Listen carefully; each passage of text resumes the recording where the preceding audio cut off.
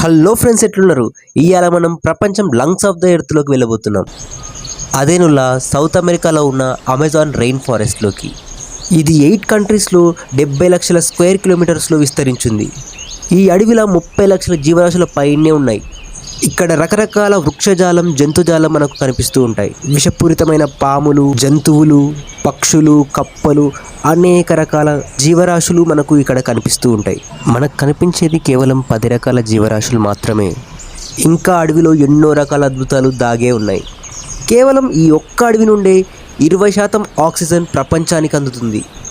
ఇక్కడ 400కు పైగా ట్రైబల్ జాతులు, వాళ్ళ జీవనాధారం ఈ అడవిపైనే ఆధారపడి ఉంది. వాళ్ళకు బయట మోడర్న్ సొసైటీతో ఎటువంటి కనెక్షన్ ఉండదు. ఇక్కడ ఏడాదంతా వర్షం పడుతూనే ఉంటుంది. అందుకే దీన్ని పచ్చని ప్యారడైజ్ అంటారు.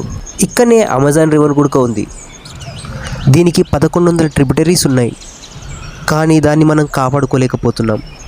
డిఫారెస్టేషన్ వల్ల ప్రతి నిమిషం ఫుట్బాల్ మైదానం అంతా అడవి నశించిపోతుంది.